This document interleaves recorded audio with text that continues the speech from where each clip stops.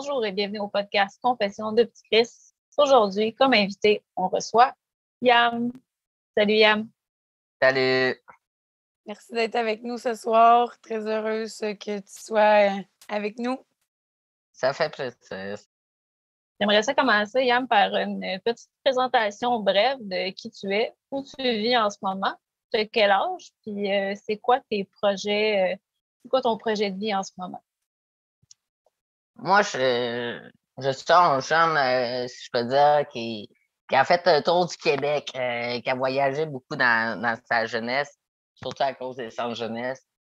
Mais présentement, moi, je suis militant dans plusieurs causes jeunesse pour les droits des jeunes, le droit à la valeur ou à l'éducation qu'on veulent, que ce soit académique ou expérientiel. Et aussi, maintenant, je suis rendu dans un appartement avec le refuge des jeunes de Montréal, avec mes 2 bébés chats. J'ai 25 ans. Le logement que tu as avec le refuge des jeunes, c'est un logement subventionné, hein, c'est ça? Oui, c'est un logement subventionné où que je peux rester le nombre de temps que je veux, que j'en ai besoin. Et c'est ça. C'est quand même assez de fun. Ce qui est vraiment le fun, c'est que tu as le droit d'avoir des chats, parce que j'en ai eu des logements subventionnés, et on n'avait pas le droit d'avoir des bébés chats. Ouais, c'est un des rares qu'on a le droit aux animaux, aux chats, surtout. On n'a pas le droit aux chiens. On peut avoir des lapins, des poissons, des hamsters, mais sinon, les chiens, non. Et moi, je trouve ça assez le fun. Ça m'aide énormément, mes deux chats. Ça me sauve la vie, ces 2 bébites-là. Puis, dans le fond, si on parlerait un peu de comment ça a commencé ton histoire avec la DPJ, j'aimerais ça savoir un peu, c'était quoi la dynamique familiale chez toi avant que tu sois placé? Chez moi, la dynamique familiale avant que je sois placé, c'était l'enfer sur terre. Mon père, c'est un homme assez violent, en batteur de femmes, d'enfants.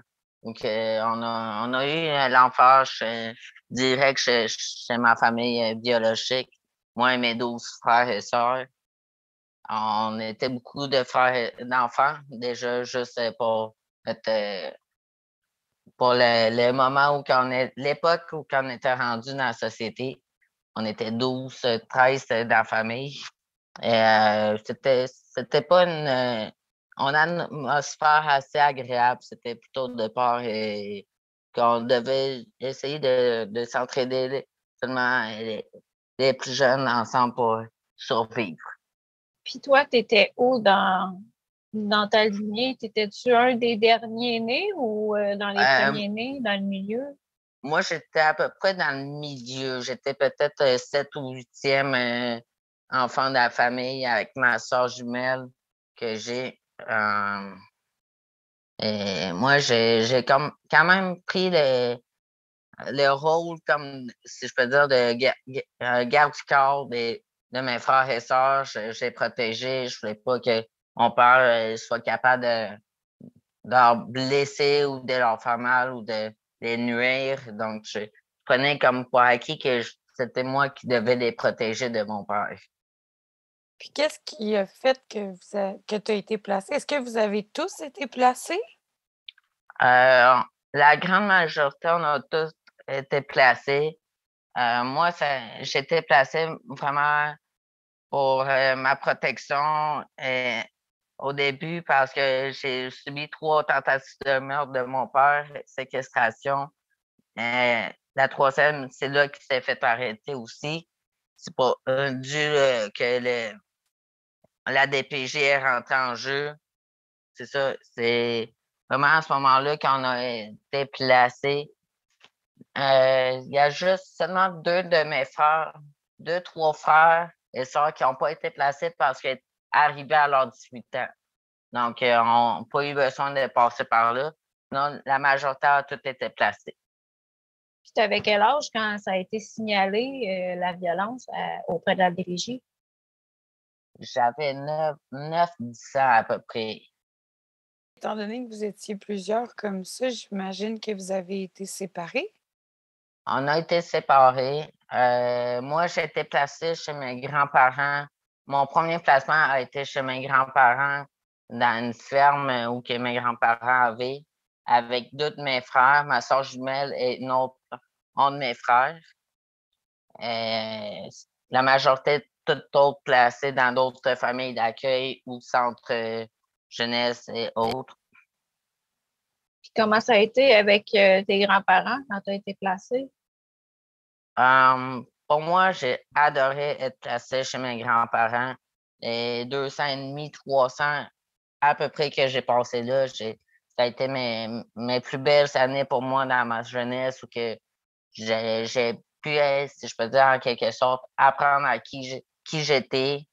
C'est là que j'avais tenté de commencer mes démarches pour ma transition, pour voir qu'est-ce que je pouvais faire, qu'est-ce qui existait, qu'est-ce qui pouvait être fait face à ma transition.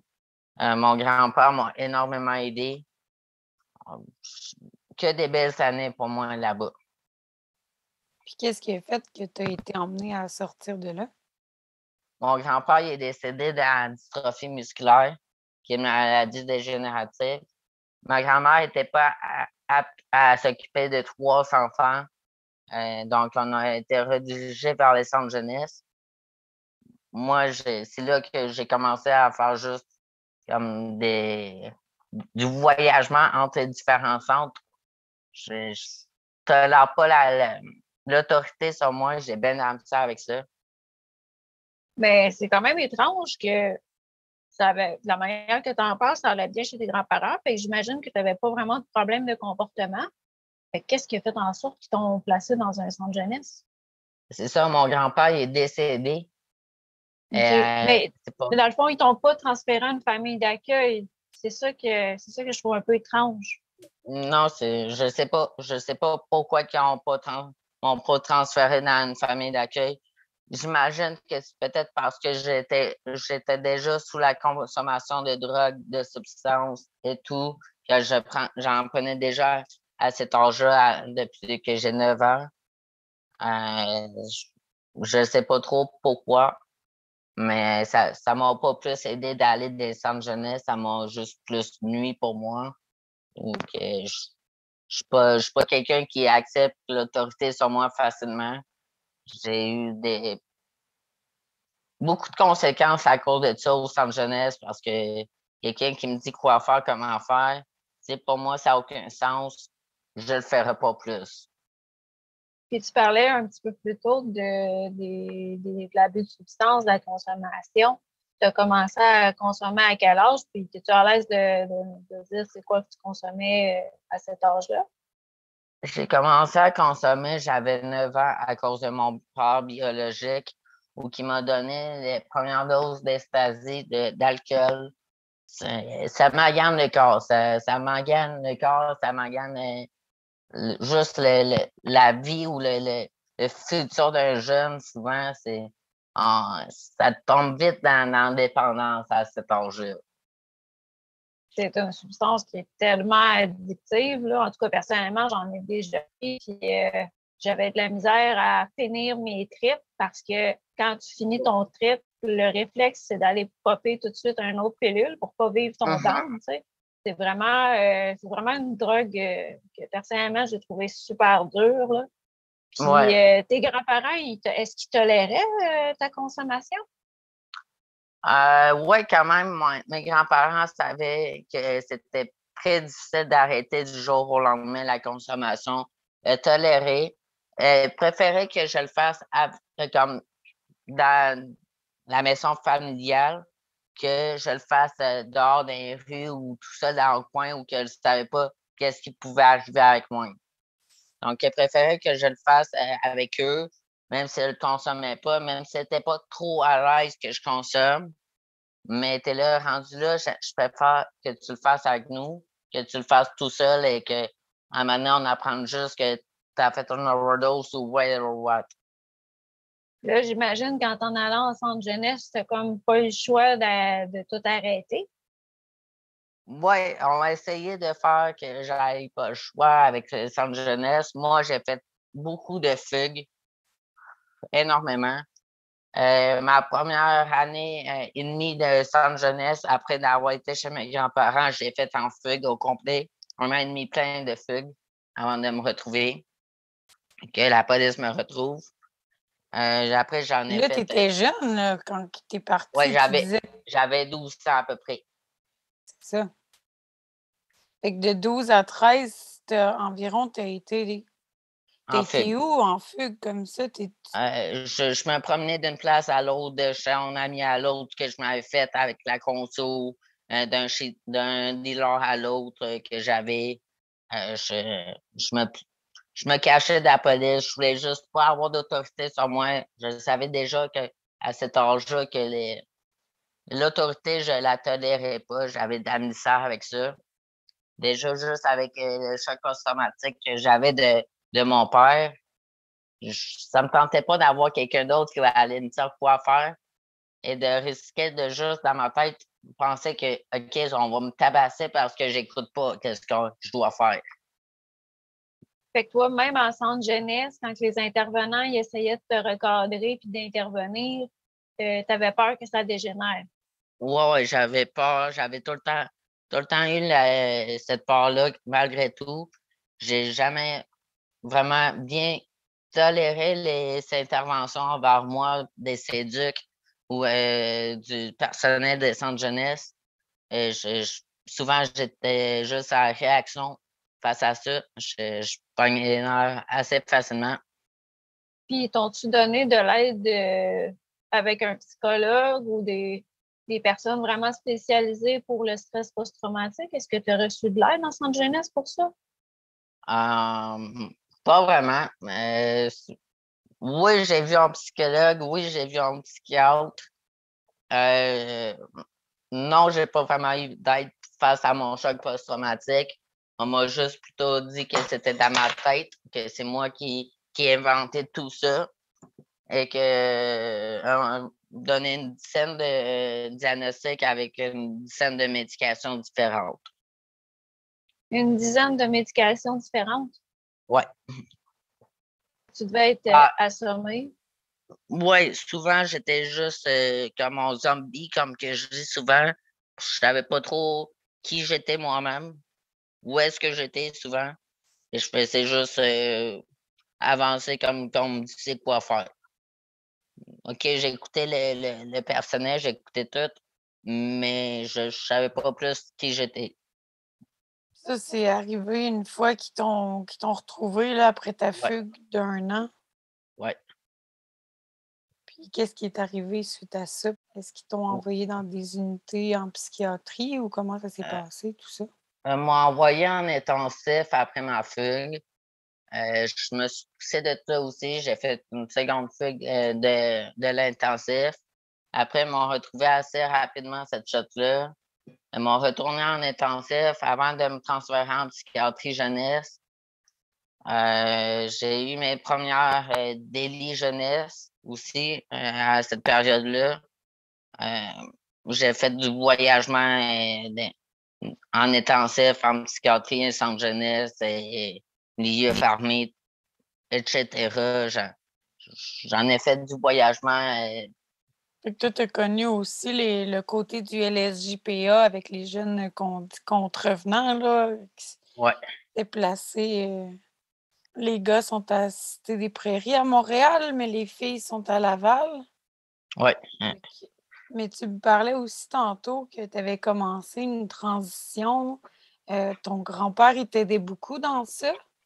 Mais Ouais. là, une fois que tu étais rendu dans le système de la protection de la jeunesse, dans les centres, comment ça s'est passé à ce niveau-là pour toi? Ça s'est mal passé pour moi parce que tout ce qu'on réussit à me dire, c'est que ça n'existe pas, c'est impossible à se faire, une transition. Tu peux pas, tu vas mourir si tu en fais une.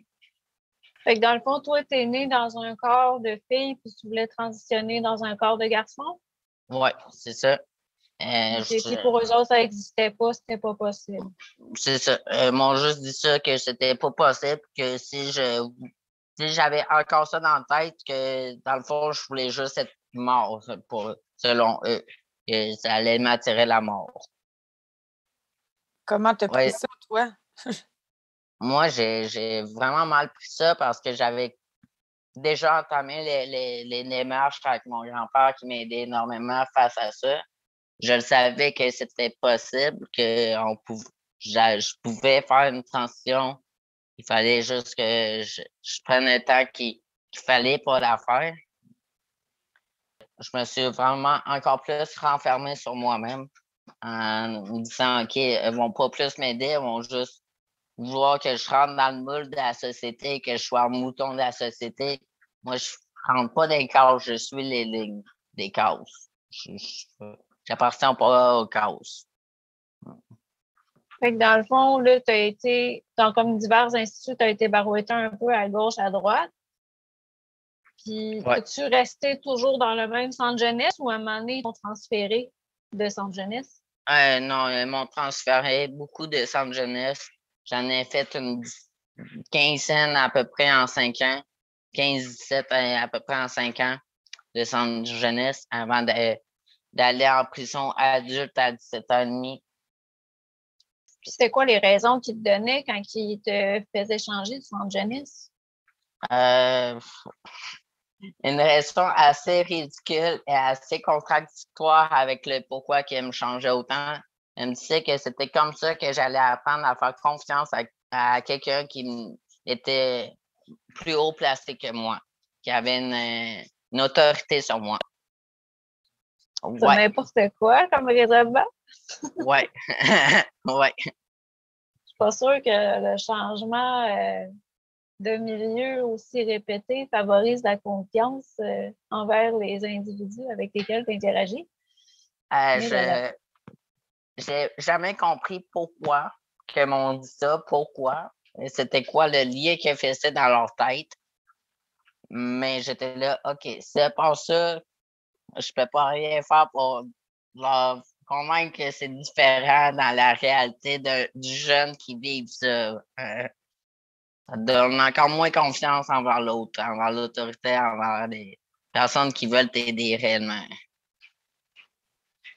As-tu été suivi par la même travailleuse sociale tout le long de ton placement? Non, moi j'ai changé énormément de travailleur social. Pratiquement à chaque fois que je changeais de centre jeunesse, je changeais de travailleur social. Quasiment autant. Puis là, après ça, une fois que tu es rentré en LSJPA, c'était les délégués jeunesse en plus de ça, j'imagine, qui Ouais. s'ajoutaient? Oui. D'autres personnes que j'avais encore pas confiance envers qui venaient essayer de m'aider. Pour moi, je voulais juste absolument pas leur parler de quoi que ce soit. Je comprenais juste pas à ce moment-là pourquoi que j'avais tout ce beau monde-là qui savait comme mon parcours, ma vie de jeunesse. Et moi, je connaissais même pas, mais eux me connaissaient. J'étais OK, what the fuck, qu'est-ce qui se passe? Pourquoi que vous me connaissez quand que je vous connais pas? Puis en même temps, ils te connaissent, ils connaissaient ton histoire, mais ils t'offraient pas le soutien puis l'aide que tu avais besoin, malgré qu'ils Non, connaissaient les traumas ou les choses difficiles que tu avais vécues. justement, dans ma tête, c'était encore plus dur de comprendre pourquoi ils étaient là. Avait vu que j'ai eu autant de traumatismes dans mon enfance et que finalement, tout le monde me disait que c'était juste dans ma tête que tout ça s'était passé avec mon père. J'étais là, OK, mais allez voir au pire dans son dossier à mon père direct, vous allez voir qu'il est en dedans présentement pour ça. Pourquoi vous me dites que c'est dans ma tête rendu là? T'avais-tu l'impression qu'il y avait un manque de communication entre les intervenants, puis entre les différents milieux? Tu sais, comme là, tu parles de ton père qui est en prison. Tu sais, moi, de la manière que tu parles, j'ai l'impression que c'est une gang de full pas de tête, que Ah, chacun, il y avait leur version du dossier, puis qu'ils ne se communiquaient pas un paquet d'informations. j'ai tout le temps pensé que, dans le fond, c'était juste le monde qui recevait une copie du dossier d'attitude et savait même pas c'était qui avait le dossier avant, quasiment, ou c'est où que j'avais atterri avant d'atterrir à l'autre place. Pour moi, j'avais juste l'impression que c'était une nouvelle copie qu'elle avait eu à jour de mon dossier. Fait que c'est sûr que dans ce temps-là, ça doit être difficile d'aider, tu sais, quelqu'un en plus que là, tu dis que tu as un choc post-traumatique, que tu avais probablement aussi une dysphorie de genre. Fait que, tu sais, si tu n'as pas tous les détails de ce qui se passe chez ce jeune, ça devient difficile d'établir un plan d'intervention qui fonctionne, là, tu sais. Oui, oui. Je me suis toujours demandé comment tu peux aider quelqu'un, surtout en jeune, quand que tu communiques pas soit avec tes collègues de travail, d'établissement, du centre jeunesse ou peu importe de quel milieu jeunesse que tu es rendu. Si tu communiques pas avec tes collègues ou les autres intervenants qui sont en charge du jeune, comment tu peux aider quelqu'un avec ça? Prendre en compte aussi ton point de vue, puis qu'est-ce que toi, tu as le goût, tu sais, je veux dire, est-ce que toi, on a pris en compte ce que tu voulais, de ce que j'entends? Non, tu sais? Non. Moi, ce que je voulais, c'était pas trop compliqué. J'ai souvent juste dit, commencez par m'écouter, vous allez savoir qu'est-ce que je voudrais avoir. Mais on m'écoutait jamais. On était tout le temps en train de me dire, OK, t'es juste problématique, t'es antisocial, anticonformiste et tu causes juste du trouble. Puis au niveau aussi des milieux de vie, tu sais, tu parlais des centres jeunesse et tout. On sait que les centres jeunesse sont, les gars sont avec les gars, les filles sont avec les filles. Heu, Toi, comment tu as vécu ça? Parce que s'ils ne voulaient pas reconnaître ta transition, j'imagine que tu étais placée avec, les gens que tu aurais peut-être pas nécessairement voulu être ou comment tu as vécu ça, en fait? Moi, j'étais placé avec les filles parce que mes cartes d'identité sont à mon même qui est une fille. J'avais le corps d'une fille aussi, l'apparence d'une fille avant que je commençais les hormones, l'hormonothérapie en 2018. Mais moi, j'ai jamais comme vraiment tripé de là parce que je pouvais pas avoir le linge que je voulais. À chaque fois que je rentrais au centre jeunesse ou dans le milieu, elle me donnait en kit de vêtements comme beaucoup plus féminin. Et elle me disait, tu n'as pas le droit de porter mon linge, mon style de linge qui était plus masculin.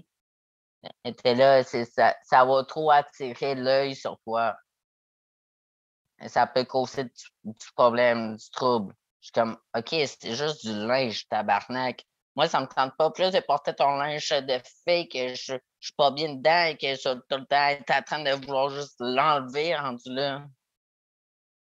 Ça t'a fait violence aussi, tu sais, mais je pense qu'aujourd'hui, il y a un peu plus d'ouverture pour ça, mais il y a encore beaucoup de chemin à faire, mais c'est vraiment violent d'avoir vécu ça, là, Mais Ouais, c'était quoi pour le fun, le genre de vêtements que tu portais qui était si dérangeant pour eux autres? moi, j'avais comme du linge un peu plus lousse, un peu plus comme, si je peux dire, un peu plus grand, plus tomboy, si je peux dire. Donc, c'est pas la majorité des filles, filles, comme que moi je les appelle, les poupées ou les mannequins que s'habillent tout de linge serré sur eux Serré. et tout à la mode. Moi, je porte pas ça comme linge. Parce que je trouve ça étrange, qu'est-ce que tu me racontes, parce que dans le fond, moi, j'ai été au pavillon jeunesse à Joliette, au PG, centre jeunesse ultra sécurisé, genre. Ouais. Puis nous autres, le linge normal de filles, c'était quasiment interdit.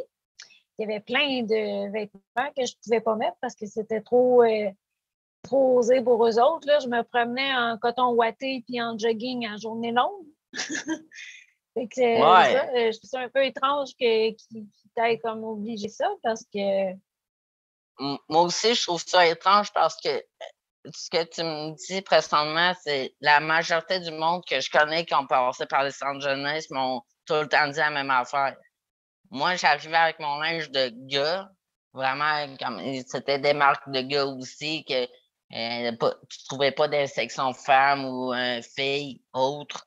Les autres m'ont tout dit comme que tu venais de me dire. Je suis comme, OK, c'est quoi le lien qu'elles font? Ben, ça se peut-tu qu'en quelque part, écoute, ça veut pas dire que c'est ça non plus, là, mais ça se peut-tu que c'était comme un moyen pour eux autres, l'habillement, d'essayer de casser ton caractère? Ça se peut. Ça se peut. En tout cas, ça a vraiment échec lamentable de leur part, c'est ça. Parce que c'est ça, dans le temps, c'était une mentalité courante là, d'essayer de casser les anticonformistes qui ont du caractère. Là. Ouais. Essayer d'avoir du contrôle sur toi de différentes façons en bloquant l'accès à tout ça. Mais Ouais. dis-moi, parmi tout ça, est-ce qu'il y a quand même un intervenant, une approche, quelque chose qui te fait du bien ou qui a répondu à tes besoins? Ouais, j'ai quand même eu on éduque au centre jeunesse que il avait comme quand même compris comment que moi je pouvais réussir à me calmer ou admettons que je pognais les nerfs et que je m'en allais sauter en plomb, que les fios dans le cerveau allaient péter d'une minute à l'autre. Il me laissait aller courir autour du centre jeunesse ou de l'établissement, comme 2, 3 tours. Il venait courir avec moi, question que je décompresse et que je dépasse un peu mon énergie. Mais il me disait qu'à chaque fois qu'il me laissait ce devoir-là, il me disait que si je prenais cette occasion-là pour faire une autre fugue ou autre, il allait plus me le permettre. Après, c'est le seul que j'ai jamais chié d'aimer, si je peux dire. Au niveau de l'école, comment ça allait avec les professeurs ou au niveau de l'apprentissage, comment ça se passait pour toi? Au niveau de l'école, je sais pas comment le dire, mais moi, j'étais zéro intéressé par l'école, l'école standard qu'on a actuellement ou qu'on est assis devant un prof à écouter. J'y allais jamais. J'avais 85 d'absentéisme à l'école et non de présence. Puis tu étais à l'école dans le centre jeunesse ou à l'extérieur? Dans le centre jeunesse, j'y allais pas plus au centre jeunesse. Euh, Finalement, il me faisait juste donner juste du temps de conséquences que j'étais tout le temps enfermé dans ma chambre, style cellule. Et je devais faire des réflexions comme disait que je faisais pas plus. Fait que tu voulais pas te conformer à ce qu'ils te demandaient, puis eux, ils devaient pas trop aimer ça. Fait que comment Ah, que ça s'est passé? ça a été une bataille tout le temps que j'étais placé, juste à temps que je me fasse rentrer en dedans en prison adulte à 17 ans et demi. Puis j'ai déjà entendu des histoires au pavillon jeunesse qu'il y avait du monde qui était capable de rentrer de la drogue au centre jeunesse. Toi, as-tu connu ça? As-tu entendu parler de. Ou même, est-ce que tu J'ai, as été capable d'en rentrer? ouais, j'étais capable d'en rentrer, j'étais capable d'en vendre, j'étais capable d'en consommer moi-même. J'ai pas eu de misère là-dessus à trouver la façon d'en rentrer, d'en vendre et d'en consommer au centre jeunesse. Quand tu étais connu du milieu des gangs de rue, souvent c'est dans les centres jeunesse que ça commence et c'est dans cette période-là que souvent on se fait recruter des gangs de rue et tout. Donc, si t'es connu d'une gang de rue, souvent t'as ton arme à feu, ton arme de poing ou autre sur toi, même au centre jeunesse. Moi, j'en avais une sur moi, même au centre jeunesse. Tu as été associé à ça de ce que tu nous dis, donc tu voudrais-tu nous en parler un peu? Ouais, j'étais associé aux gangs de rue, surtout à la gang Bloods, les Bloods, où que j'ai fait partie de cette gang-là quand même longtemps durant ma période de centre jeunesse. C'est récemment que je commence à m'éloigner un peu de cette gang-là. Moi, c'est vraiment, si je peux dire, juste par pure à savoir que je me suis fait approcher d'eux parce que c'est était en lien avec ma famille biologique, avec mon père. Et moi, j'ai quand même gardé mon lien avec eux après que mon père soit rentré en dedans. Je me suis rapproché d'eux en quelque sorte pour avoir une famille, si je peux dire, vraiment plus dans mon style de vie. Ça répondait à ton besoin d'appartenance. C'est surtout Ouais, ça que moi, ouais. je comprends de ce que tu nous dis. Puis, ça t'a amené à commettre certains actes qui t'ont amené à rentrer À au faire centre jeunesse. ouais, à rentrer au centre jeunesse avant de rentrer en prison, à faire du temps en prison adulte, que j'ai fait des actes de violence que peut-être que c'est en lien avec les gangs de rue, peut-être pas, mais c'est sûr que ça n'a pas aidé. Avoir autant facilement comme à ma possession des armes à feu ou des armes de poing ou de la drogue assez facilement. Pour moi, c'est pas un regret que j'ai d'avoir passé par là. Tu as appris des choses? J'ai appris beaucoup en passant par là. J'ai appris jusqu'où j'étais capable d'aller avec ma tête. C'est quoi mes limites face à moi-même? C'est quoi? Ça m'a pas plus appris, c'est comment respecter la loi. Ça m'a juste démontré que j'étais pas faite pour la loi. Mais j'ai appris vraiment plus à me connaître et à apprendre mes limites, si je peux dire. C'est sûr qu'il y a d'autres façons d'apprendre sûrement sur ses limites sur soi-même. Je connais pas vraiment les autres façons parce que j'ai pas passé par là. Si, admettons, il est vraiment convaincu que c'est vraiment le seul moyen pour qu'il soit capable d'apprendre à se connaître ou autre, c'est en gros d'essayer de pas se perdre complètement là-dedans, de s'oublier complètement. Essayer de toujours garder sa petite voix intérieure, si je peux dire. Son instinct. Ouais. Puis qu'est-ce qui fait que tu es en train de t'éloigner de ce milieu-là?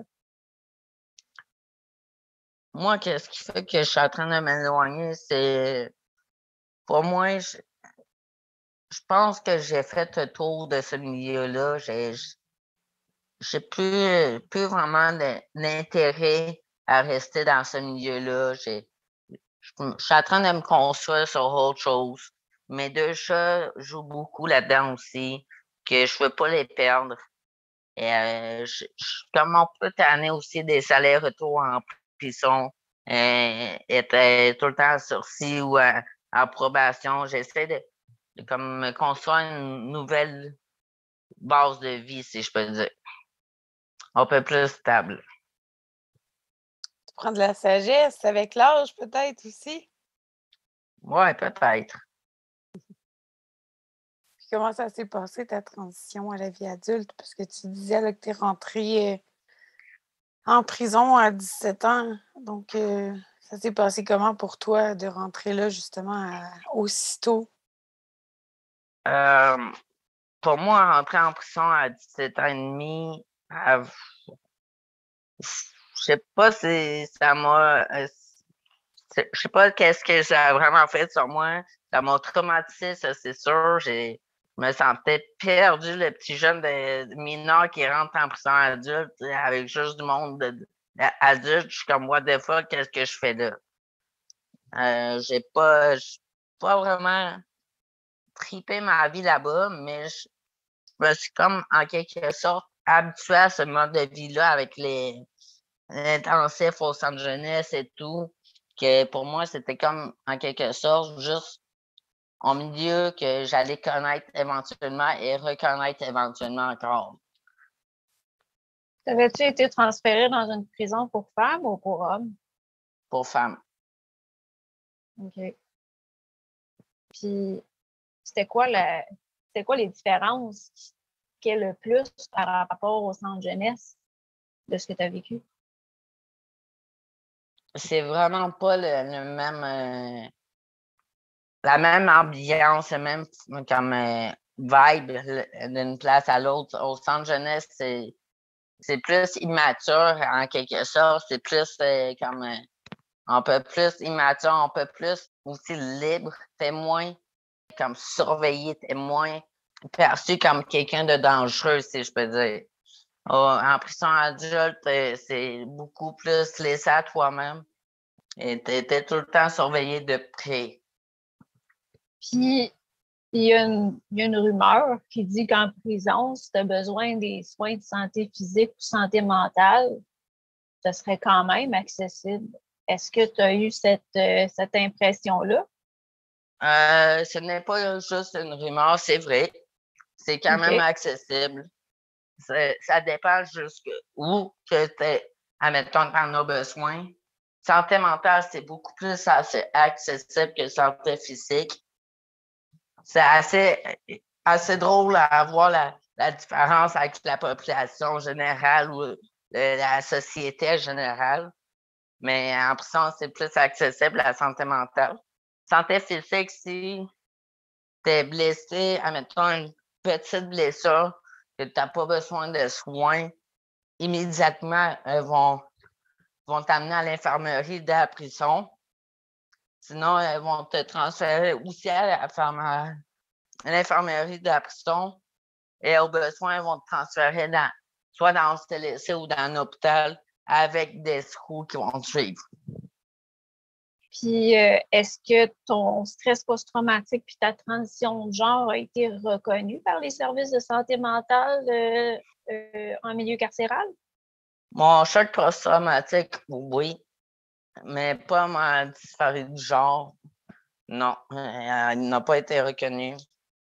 J'avais aussi pas encore commencé l'hormonothérapie. Euh, donc, pour eux, c'est pas comme officiel, si je peux dire, quand tu n'as pas aucunement commencé les démarches, absolument rien. OK. Puis, dans le fond, vu que ton stress post-traumatique a été reconnu, j'imagine qu'ils ont commencé à te donner de la psychothérapie puis de la médication qui était plus adaptée à ce diagnostic-là. Oui et non. On commençait à travailler avec moi ou essayer à travailler avec moi.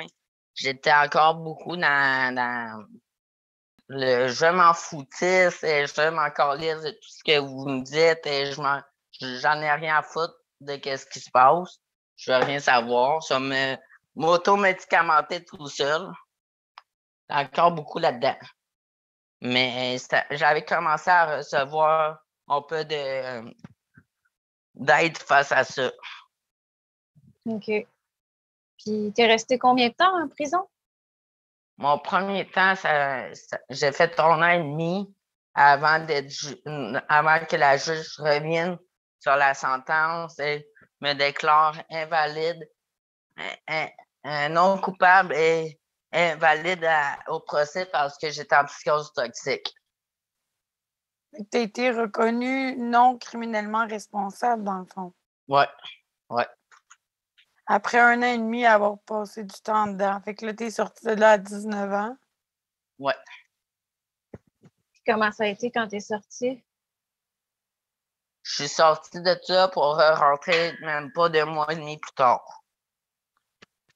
Je sais pas comment que ça a vraiment été.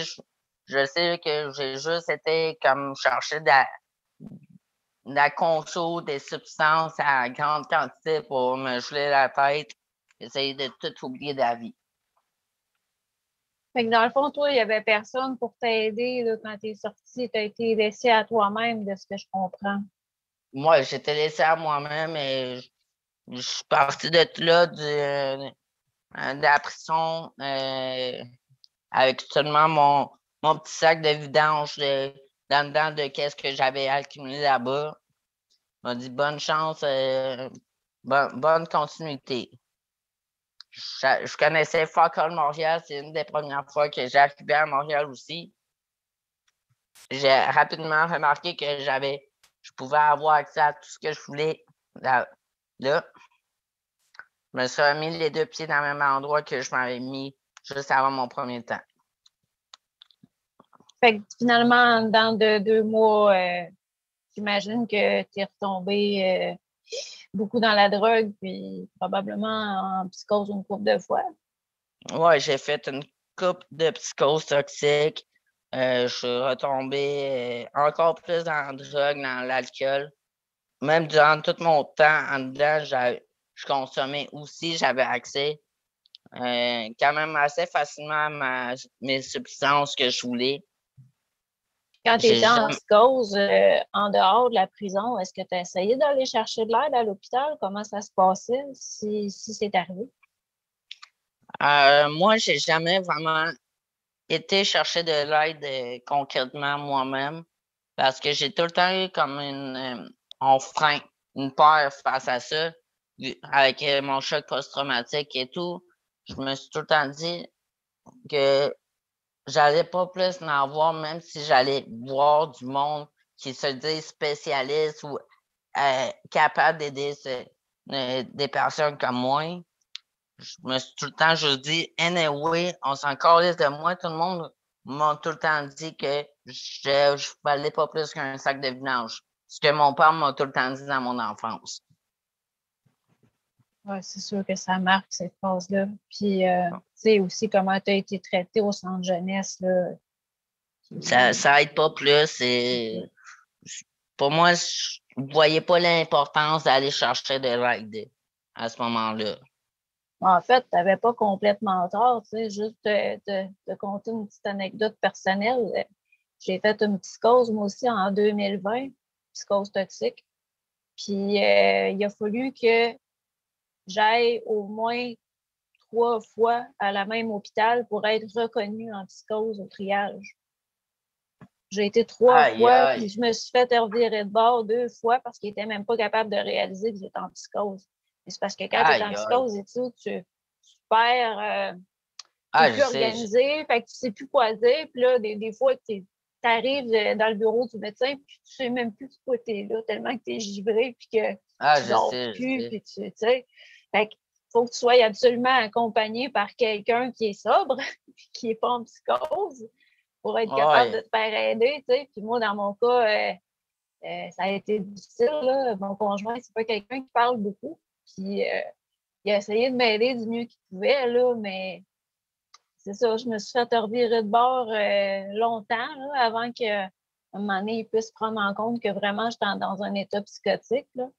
Fait que là, au final, la dernière fois, quand j'étais rentrée, il avait appelé mon conjoint, puis là, au téléphone, il a été capable de leur parler, là, puis de vraiment confirmer avec eux que j'avais vraiment besoin d'être hospitalisée. Puis, tu sais, même encore là, il savait que j'étais en psychose. Fait que là, il demandait à mon conjoint, on la retourne chez vous ou on la garde? Puis là, il a dit, non, non, non, gardez-la, gardez-la, là, elle va pas.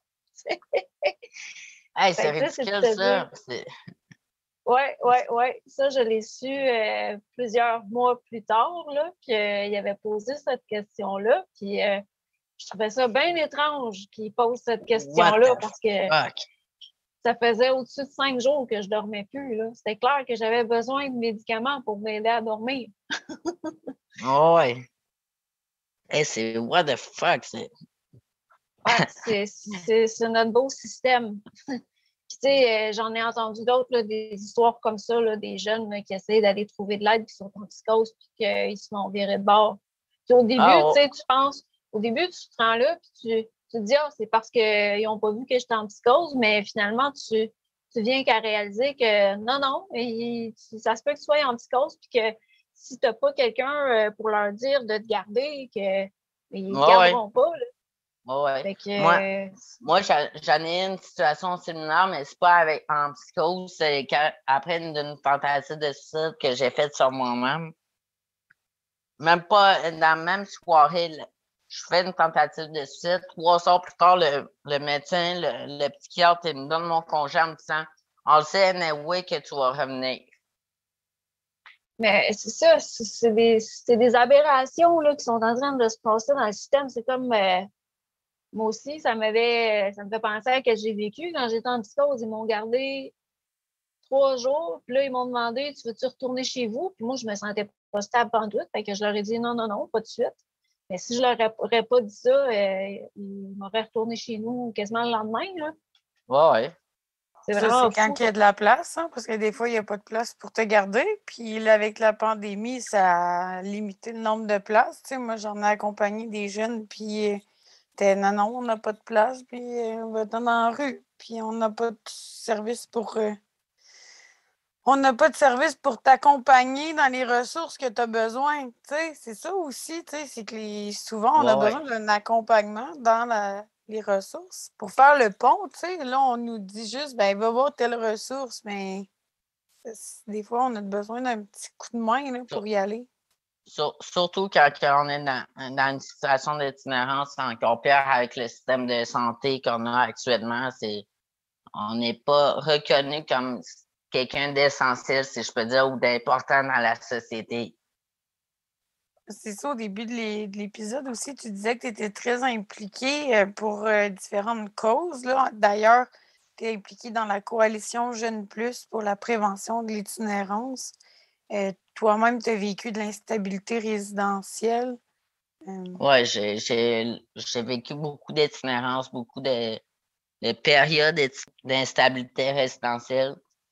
Comment tu as commencé à t'impliquer dans ces causes-là? C'est en 2018, quand après une grosse dépression majeure que j'ai faite, j'étais à Maison Tangente. Elle m'a amené à rencontre nationale du mouvement Jeunes Santé Mentale où que j'ai commencé l'implication à être militaire. Moi, je connaissais pas encore c'était quoi être militaire. J'étais là, ça mange quoi en hiver en militant? C'est quoi ça? Qu'est-ce que ça fout, ça? Je connaissais rien de ça. Et moi, le 4 décembre 2018, la journée de ma fête, en plus, j'allais à Drummondville faire une journée de rencontre nationale pour le mouvement Jeunes Santé Mentale. J'ai tellement tripé là-bas, je me suis tellement juste bien senti là-bas, j'ai tripé ma vie, j'ai eu du fun là-bas. Moi, j'ai donné mon nom direct au mouvement. J'ai dit, je veux commencer, je veux essayer d'aider les prochains jeunes qui s'en viennent dans la société à essayer de ne pas avoir le même parcours que moi j'ai eu, la même enfant que moi j'ai eu dans ma jeunesse. Fait que dans le fond, tu as quasiment retrouvé un peu un sentiment d'appartenance, comme quand tu avais été avec les gangs. Oui, en quelque sorte, oui. C'est une méthode que j'ai trouvée comme pour me sentir un peu plus utile ou avec un peu plus de valeur dans la société. Puis au mois de mai 2022, avec la coalition Jeunes Plus, vous avez eu aussi une belle reconnaissance à l'Assemblée nationale, mais au prix Levier avec le ROCAGE. Oui. On a eu le prix de levier avec le ROCAGE à Coalition Jeunes Plus. Moi, je l'avais déjà eu en 2019 avec le mouvement Jeunes Santé Mentale, l'année après que j'aille embarquer avec eux. C'est des moments vraiment tripants là-bas. C'est le fun. Moi, j'adore ça parce que ça démontre vraiment que c'est pas parce que tu n'as pas de savoir académique, tu n'as pas un diplôme dans les poches, que tu n'es pas quelqu'un qui ne sait rien dans la vie.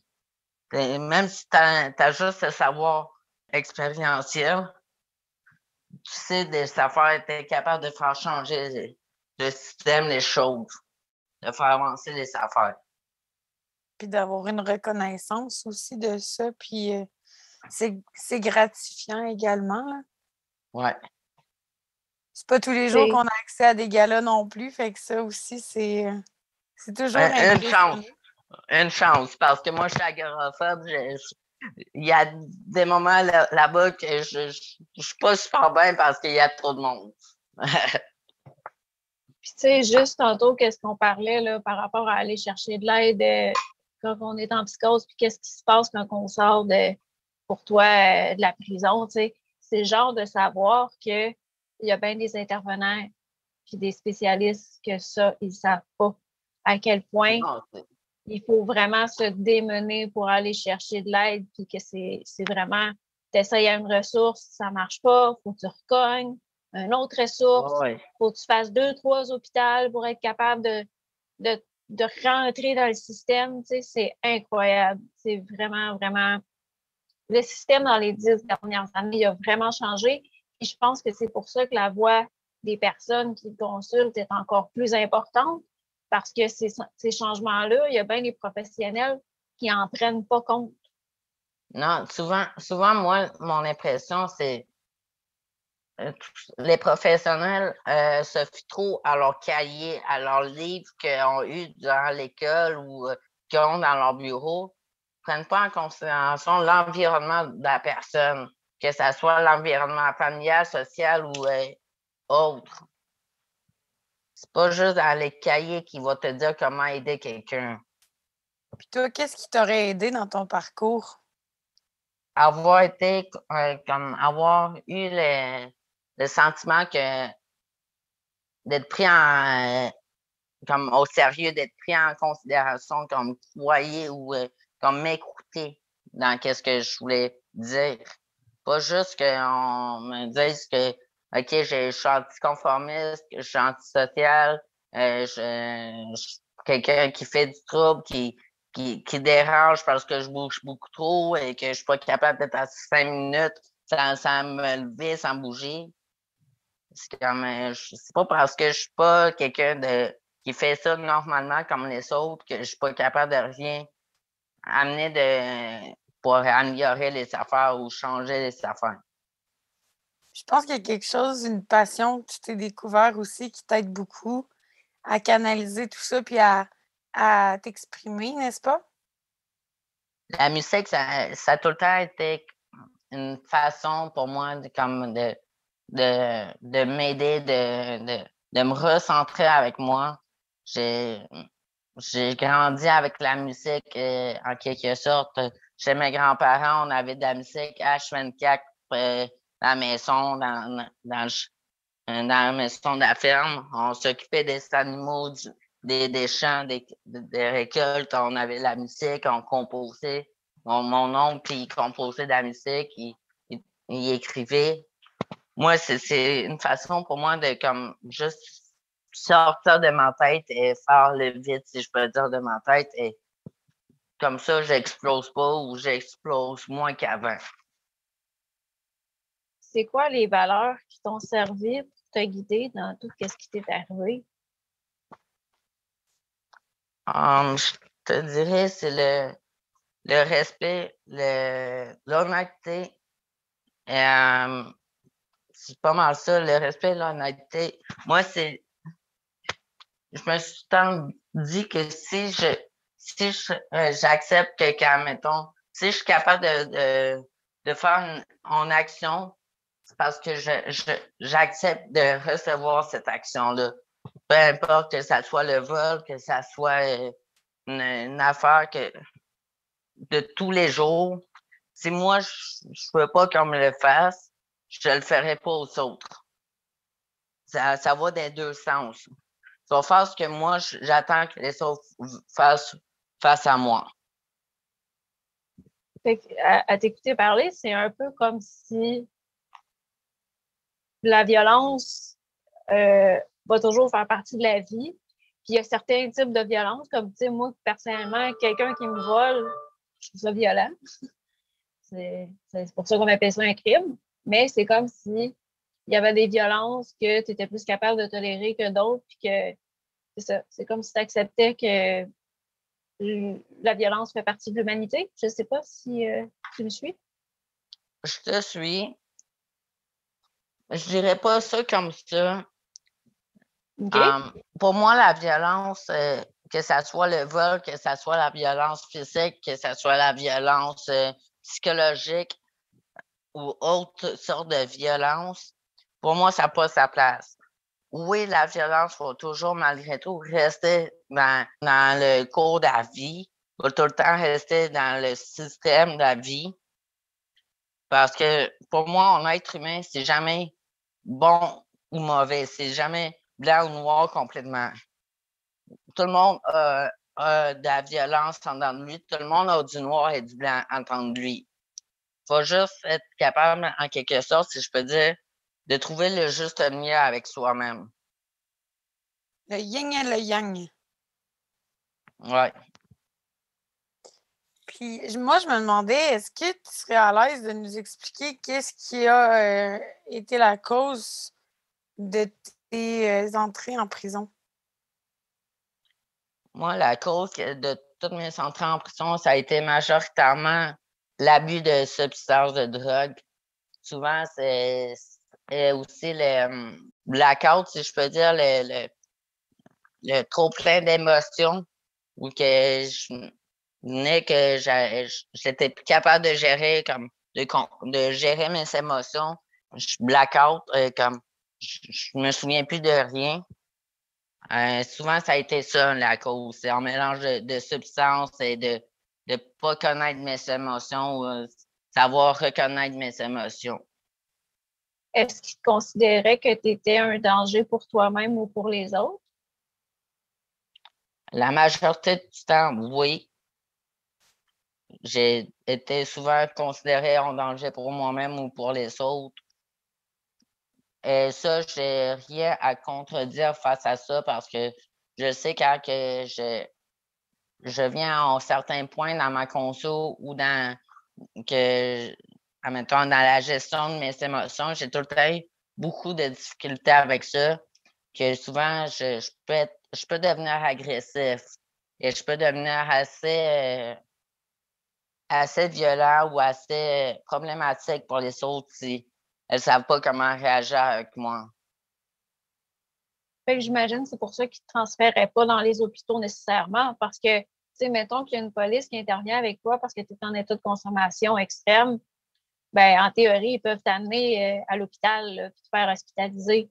Mais de ce Ouais, que je comprends avec toi, c'est que tu étais trop agressif, dans le fond, pour être amené à l'hôpital. moi, déjà en partant, si c'est la police qui vient comme intervenir auprès de moi avant même qu'il y a quelqu'un d'autre qui est avec moi, je suis anticonformiste, ma bad. T'as l'uniforme parfait pour que je te cogne dessus, t'es un punching bag pour moi. On va danser ensemble. Pour moi, c'est littéralement ça. J'haïs la police. Je suis pas capable de les sentir proches de moi. Mais souvent, moi, j'ai quand même eu des moments ou des occasions, si je peux dire, où on m'a transféré à l'hôpital parce que j'avais soit des travailleurs de rue qui étaient là à ce moment-là ou qui ont pu intervenir avant que la police intervienne et qui ont été capables de m'aider à être juste transféré à l'hôpital à la place d'être transféré en carcéral. Puis tu parlais aussi en 2018 que tu avais vécu une grosse dépression. Ça, est-ce que tu trouves que tu as reçu de l'aide pour t'aider dans ça? Comment tu t'en es sorti? Ouais, j'ai quand même reçu de l'aide. Je dis merci à Simone, le chat de Tangente. Et je dis merci à Marie-Noël de Tangente aussi parce que techniquement, Simone n'avait pas le droit de rentrer dans les chambres. Elle a passé le premier mois complet enfermée dans ma chambre avec moi.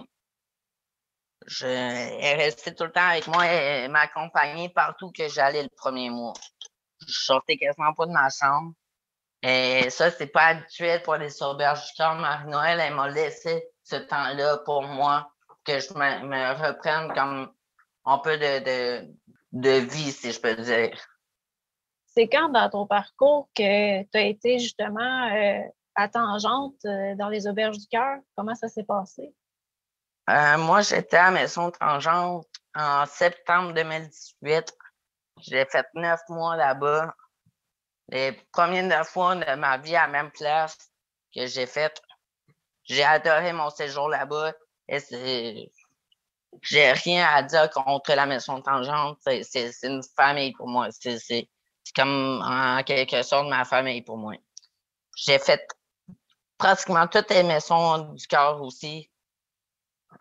Pour moi, ça m'a pas aidé les autres. C'était pas adapté à moi, à mon À ta parcours ou à personnalité?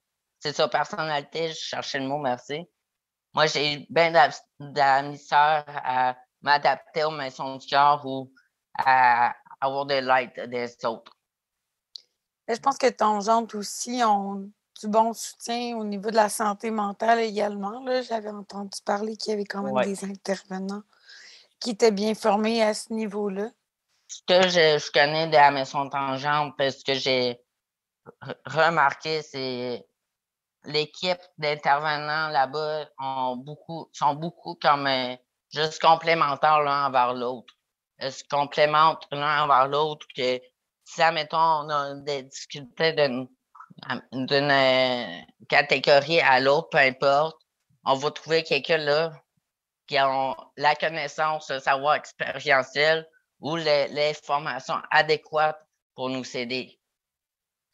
C'est rare que j'ai aussi attendu d'autres jeunes me dire OK, ça a été lamentable comme séjour là-bas ou ça a été catastrophe ou autre, qui n'ont pas aimé leur séjour là-bas. Ben, moi, j'ai été à Tangente. J'ai aimé ça, mais ça a mal fini. C'est-à-dire que je me suis fait pogner à fumer un joint, puis je me suis fait mettre dehors, puis j'ai pas été référée à aucune autre ressource. Là. J'ai commencé à faire du couchsurfing à partir de ce moment-là. Oui. Souvent, c'est les seules, si je peux dire, exceptions de la Maison Tangente qui n'ont pas eu d'aide par la suite, un possible hébergement.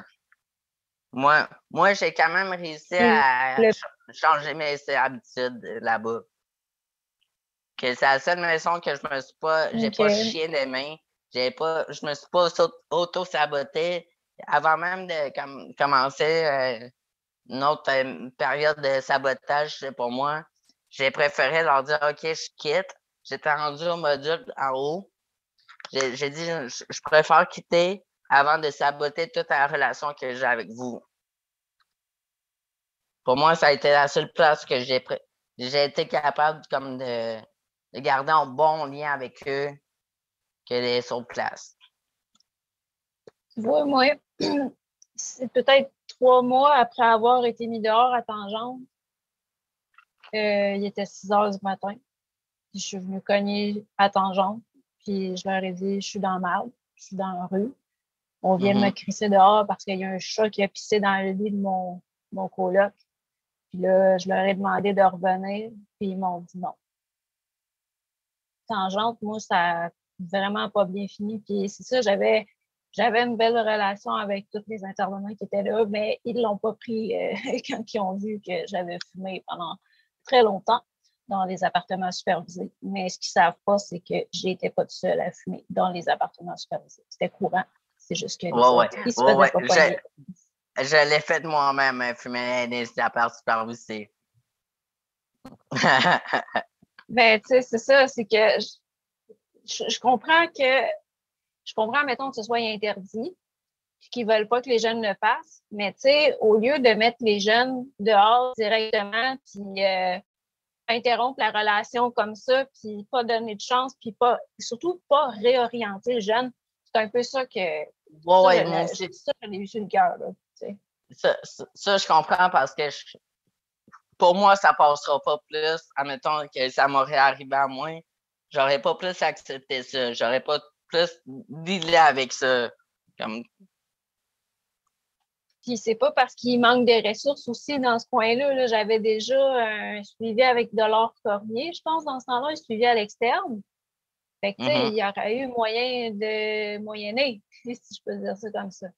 Mais bon, c'est arrivé, puis ça fait partie de mon vécu, mais bon, ce serait juste bien que pour les prochains, il y ait quelque chose qui change un petit peu à ce niveau-là. Oui, ça définitivement, que ça soit comme plus ouvert d'esprit, si je peux dire, ou comme reconnaissant à OK, les personnes en situation d'itinérance. Souvent, c'est après la 8e, 9e fois avant qu'on comprenne que OK, là, on change nos habitudes, nos manières de faire qui sont négatives pour nous, qui nous ramènent tout le temps dans la rue. Ça peut être long avant de remarquer ça. Puis, tu sais, l'itinérance cachée, ça fait partie beaucoup aussi de ce qui ressort avec les jeunes de la TPJ là, quand on fait notre transition à la vie adulte, tu sais. Fait que peut-être que d'être au courant de ces problématiques-là, ça pourrait changer les choses pour les enfants. Oui. C'est beaucoup, méconnu de la société, malheureusement. Moi, je voulais savoir, Yam, si je t'ai donné une lampe magique et que tu avais 3 souhaits, que tu pouvais changer des choses, ce serait quoi? Je te dirais la reconnaissance du savoir expérientiel, l'ouverture d'esprit de la différence de la personnalité ou du vécu des autres. Chaque erreur fait que tu es quelqu'un qui apprend ou c'est pas parce que tu as fait une erreur que tu n'as pas rien appris de ça. C'est là que tu grandis, les erreurs. Fait que chaque erreur serve, ce serait ton dernier souhait. Oui. Puis si tu avais un message à transmettre aux jeunes qui sont en train de vivre un placement ou de sortir de placement, ce serait quoi? Moi, le message que j'aimerais laisser, ça serait pas de croire en leur personnalité, à leur savoir ou à eux-mêmes et de pas lâcher face à ça. C'est pas parce que tu as été dans un parcours différent de la normalité de la société que tu n'as pas le droit à ta place. Prends-la et je peux amener beaucoup de changements aussi. Excellent. C'est exactement ça qu'on va faire avec le podcast. Laisser la place aux jeunes qui peuvent s'exprimer, influencer les intervenants, les autres personnes qui gravitent autour du milieu. C'est ça. Pas changer les pratiques et essayer de conscientiser les gens sur les enjeux qui peuvent être vécus par les jeunes qui ont été dans la DPJ. Oui. Oui. Ben, je te remercie beaucoup d'avoir rejoint pour cet épisode aujourd'hui. C'était vraiment intéressant. Je pense que c'est la première fois qu'on parlait de quelqu'un qui transite de la DPJ au milieu carcéral. C'est assez méconnu. C'est assez méconnu. Puis j'ai l'impression que tu n'es pas tout seul à vivre cette transition à la vie adulte-là. Donc, je trouvais ça super important qu'on en parle aujourd'hui. Ça fait plaisir. En tout cas, merci beaucoup de ton temps. Puis on va te souhaiter une super belle soirée, Yam. Puis merci encore. Ça fait plaisir. Merci à vous deux aussi. Bonne soirée à vous deux aussi. Merci. Bye. Merci. Bye.